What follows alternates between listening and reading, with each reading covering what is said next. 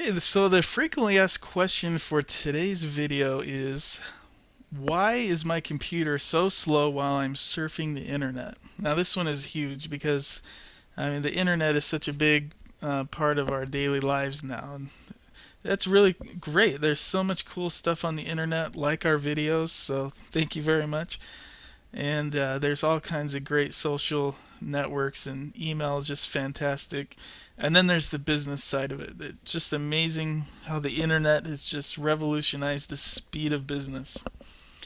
And so, because we have so much tied into the internet and our computer, when the internet's running slow, it's just a pain. I totally know how this feels. Believe me, I go back to 1993 on the internet.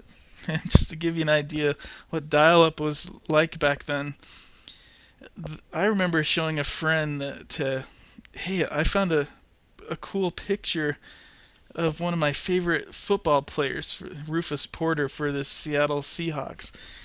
And I showed him that on the computer you could get pictures that you couldn't get in the newspaper, and that was fantastic. That was out of sight, but it took like 3 hours to download a picture, and so I can totally relate to slowness on the internet.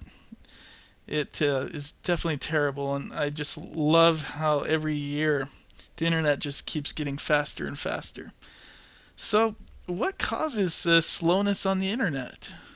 Well, let's talk about the usual suspects. The biggest one by far, and this is true for almost any slow computer problem, you're going to see this theme throughout these videos, is when your system resources are maxed out.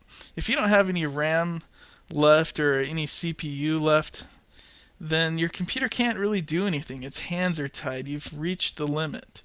That's why it's important that you weed out things like in our last video we talked about programs that auto start, because they're just stealing system resources. Uh, there are some legitimate background processes like your antivirus and firewalls, like we talked about. But it's really important to stay on top of your Windows startup so that way you can devote as much of your system resources that you have in your PC for things that you want to do, like surfing the internet. Another big one is when you have a large browser cache file. And I'm really glad that I brought up the dial-up days, because this is gives a great segue into browser cache. Now, cache is just a fancy word for storage. And back in the old dial-up days, they developed web browsers to have a special storage area that it calls the cache file. So when you visit a web page and you download a file off of a website, like a picture, then you have a copy on your computer. That way, if you go to that website again, you don't have to re-download it. Now, why was that important back then? Because it took a couple hours in some cases to download an image file. So that way you could visit a website again and you don't have to wait and wait and wait. Now, browser caching is still legitimate because it just makes the whole experience faster in general, but it's not as important as it used to be in the dial-up days. I'll say that much for sure. But modern web browsers are still caching. So every time you hit a web page, it's downloading all the image files, and it's not just pictures too. When I say image files, like the logo on the company's website, that's an image file, or the submit button or the login button, the buttons that you click on, those are all image files. So every time you hit a page, your computer stores all those in the browser cache, in the cache file. That way, if you hit the page again, it just loads it right up instead of having to download them again from the website.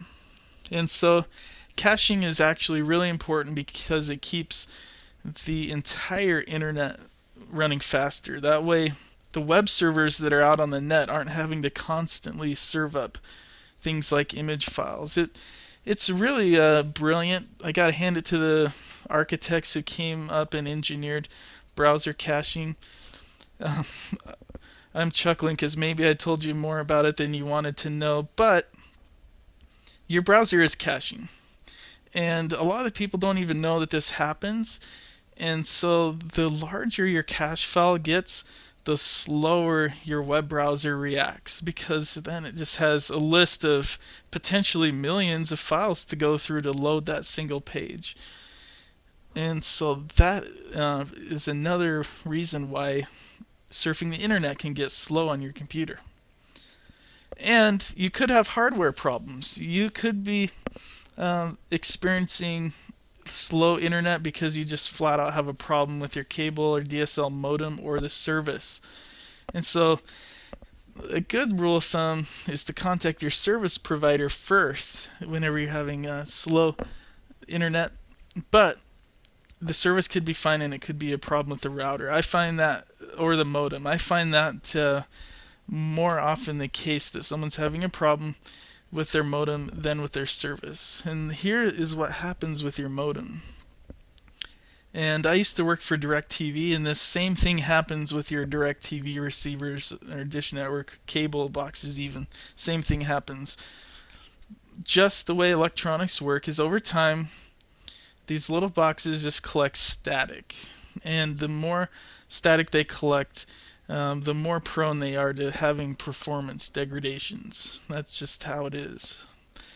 So, what to do? What do you do when these kind of problems come up? Well, when you have low system resources, check the processes that are running in your task manager. Your task manager will tell you if you have processes running in the background. And here's a good example. Just the other day, I was developing some cool artwork in Photoshop, and I decided to uh, check my email or something like that because the person I was collaborating with had given me an idea for this artwork in my email. So I needed to check that out. So I pulled up my web browser. It was just going really slow. And the reason was, come to find out, is I went to my task manager and Photoshop was just stealing all of my CPU. And because I was working with a really large file in Photoshop. And so as soon as I closed Photoshop out, I saved what I was working on, closed it, and the internet was just working great. So your task manager will show you all that information.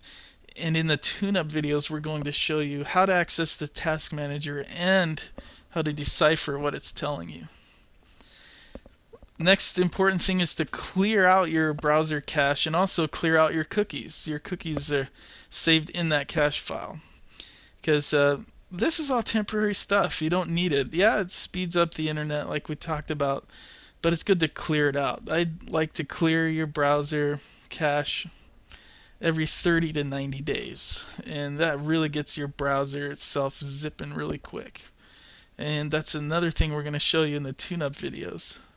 Because it's a little different in Firefox than Internet Explorer, and even Internet Explorer 7 is different than 6, and now we got IE 8, and we're just going to show it all to you. Maybe you're using Safari or Opera. We're going to show you how to clear your browser in all those different scenarios. And this is a big one. Kind of jumped the gun with this one, but reboot your cable and DSL modem. Oh my gosh, I don't know how many people have told me that their internet is just slow, and I have a 7 megabit connection on DSL and it's dedicated, and I've got a static IP and I've got everything. Why is it running so slow? And happens all the time. And the easiest way, well, this is the way to reboot your cable or DSL modem. What you do is you just unplug it from the power. Just unplug the modem from the power. All the static electricity leaves. You leave it unplugged for 5 minutes to 15 minutes. Excuse me, and then plug it back in, and I guarantee you, once you reboot your cable and DSL modem, it's gonna run so much faster. And this is another really good thing to do every 30 to 90 days that most people don't ever do. So those 3 things right there, they're gonna cover about 90% of the problems that are out there. The other 10% I'm going to say are problems with your service provider, and that's when you can call up your provider and talk to whoever in India or however they've got their tech support set up. But these are the real big ones. Catch the 90% with these three things, and then your internet's just going to be running great. I want to thank you for tuning into today's video, and just a quick reminder, you can catch all 20 videos in the Digital Survival series by going to gotslowcomputer.com. Until then, we'll see you on the next video.